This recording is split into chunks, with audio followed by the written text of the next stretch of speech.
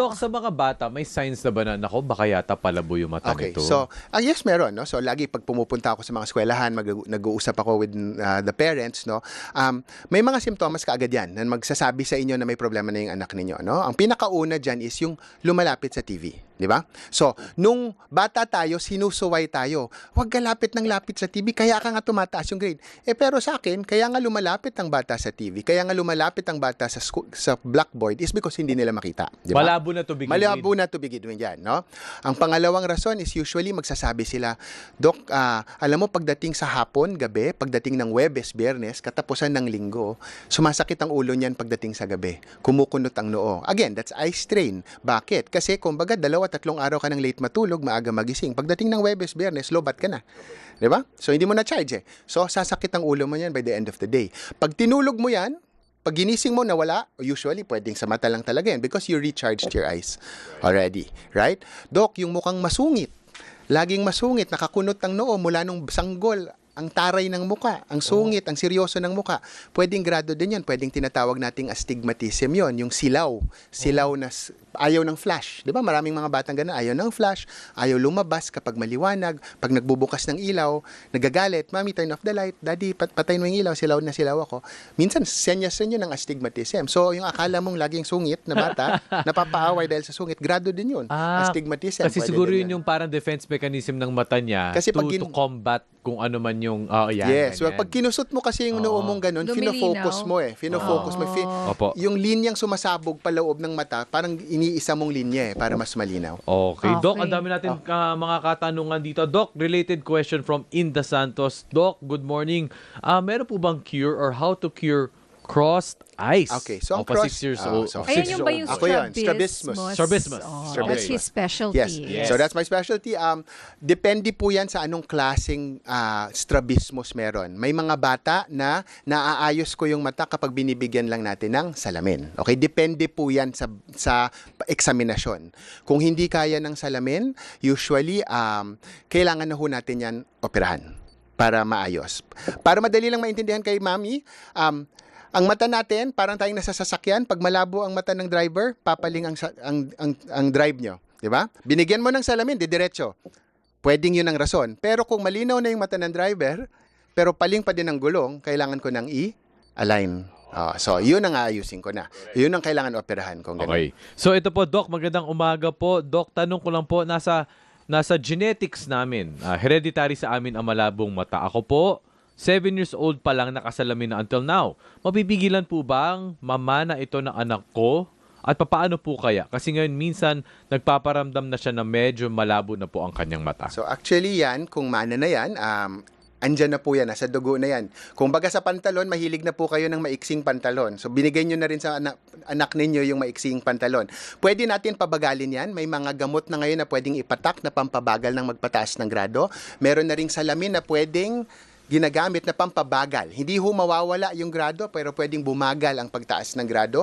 Pag may certain glasses or may certain drops na prescribe ang pediatric ophthalmologist, pampabagal, 30 to 60% decrease in the increase of your nearsightedness. Opo. So these glasses are available naman. They're available in the market naman po. Pwede ba yan walk-in? Di ba? Ang dami nagbebenta po ng mga salamin.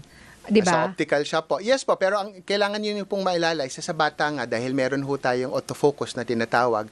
Minsan, pag pumunta lang kayo sa mall, pumatong kayo sa isang makina, titingnan ninyo yung malapit yung litrato, di ba? Doon sa makina. Dahil nag-autofocus ka, pwedeng tumataas yung grado ng mata So, mo. hindi yun yung totoong Hindi yun yung ano mo, totoo. That's why grado. minsan sa bata, gusto namin may nilalagay mo ng pamatak. Lalo na para for the special glasses, we need to put the drops, relax the eyes, para makuha namin yung tamang grado. Okay, Opo. I just have a follow-up question. So, pag nagkamali, for example, kasi hindi ka napatakan nagpunta ka lang sa mall di ba? And nabigyan ka ng glasses na yan.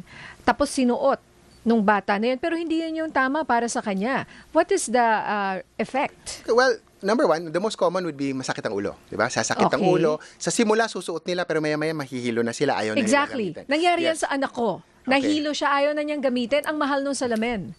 So that's why better to have it checked by your ophthalmologist or pediatric ophthalmologist. Kasi hindi naman ho lahat.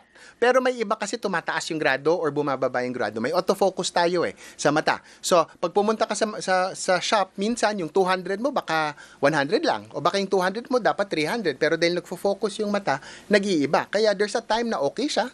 Pero pag pagod siya or maganda yung tulog niya, iba yung Opo. grado. Kaya kailangan, most of the time, we want to put the drops in. Opo, opo. Oo. And then sabi ng optometrist, Doc, masasanay rin yan. What is that?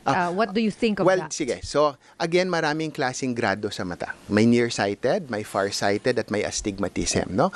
Minsan, yung nasasanay sa mata, yan yung astigmatism, no? Yung cylinder na tinatawag. Ang astigmatism kasi, pag pumapasok ang ilaw sa mata mo, sumasabog no? So, kailangan mo yung eksaktong posisyon ng, kumbaga, ng magnifying glass para masunog mo, kunyari, yung dahon, di ba? Para eksakto lang yung beam. So, minsan, kung medyo magalaw yung salamin, siyempre, nahihilo yung bata kung mataas yung astigmatism. So, nasasanay sila because minsan, lagi kong sinasabi sa magulang, sanay ka manood ng TV Patrol ng naka-antena. Bigla kang mag-HD or magfo-4K. Magugulat yung utak. So, talagang mahihilo yung bata.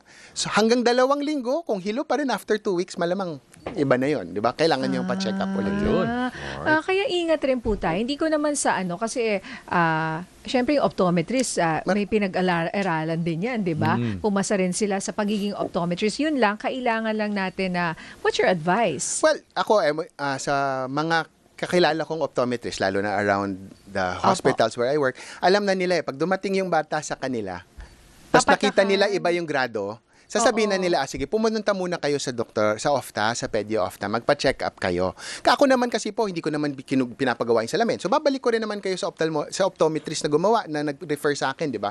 So, sa akin, yun lang yun Kapag medyo sa tingin ninyo, ang taas masyado ng grado, sabihin mo na lang, unang dating mo sa optometrist, 500 na kagad yung grado, katulad ng kay Migs nung una, pero 6 years old pa lang yung bata. Grabe naman. Di ba? Pwedeng may ibang ganun, pero kung medyo nagdududa kayo, better na, it's better to be seen by a pediatric ophthalmologist to make sure lang, or an ophthalmologist to make sure na tama yung ibibigay na salamin sa inyo. Ayun, Alright. Doc, dalhin ko yung co-parent ko si Doc. Yes, oo. Dalhin natin yung anak natin. Oo. Like, for example, si Migs po, may maliliit na anak. At what age na kailangan ipakita niya? Kasi you have to parang expect na baka there's a higher chance na malabong mata ng mga anak ni Correct. Migs. Dahil siya rin nung bata. So What usually, age? ang sinasuggest po namin is actually 1 year old if you see a problem, 3 as a first checkup before going to small school. Tapos at 5 years old, bago mag-kinder. May batas ang Pilipinas na dapat lahat ng bago mag-kinder, 5 years old ay kailangan masilip ma-check ng once ng visual screening. So may visual screening law ho tayo. Hindi ko alam kung napatubad na, pero napirmahan na po yun, na may visual screening tayo na lahat ng bata 5 taon bago kinder ay dapat ma-screen at least once para ma-check yung mata, no? Kasi mahirap nga, baka ma-late kayo masabihan kayo na ang gulo ng anak nyo, ay, di man marunong magbasa yung anak nyo, yun pala, hindi lang nakakakita. Exactly. So, dapat talaga mapatupad yung batas na yan. Sa school ng mga na iba ay required na magpa-check up sa mata Correct. bago mag-umpisa ang school year. Yes. Dahil mahirapan yung bata. Yung pala, salamin lang ang solusyon. Kaya mababa yung grades. Oo. Ayun. Alright. Okay. Maraming salamat. May isa pa ako, Doc, Oo. yung banlag. Kasi Okay. kanina Yes. duling. Yung banlag. Banlag. Anong solusyon dyan? Okay, ang banlag, ganun din katulad ng sasakyan, medyo paling na naman ng gulong. Again, ang pinakasimple pa rin muna is actually just salamin. Kasi most of the time, pwedeng malabo lang yung isang mata or mas mataas yung grado ng isa kumpara sa kabila. Kaya nagpapaling yung mata nila. So, first of all, we try to do the glasses first. Second po is meron tayong mga exercise na ginagawa para palakasin yung bisig para mas dumiretso yung mata. Pero yung exercise, gumagana lang yan pag pabugso-bugso lang yung pagpapaling ng mata ng bata. Si Russell Crowe, si Ryan Gosling, ewan ko kung makilala, si Kate syempre, Moss, kilala ko yung mga yan. yung mga, di ba?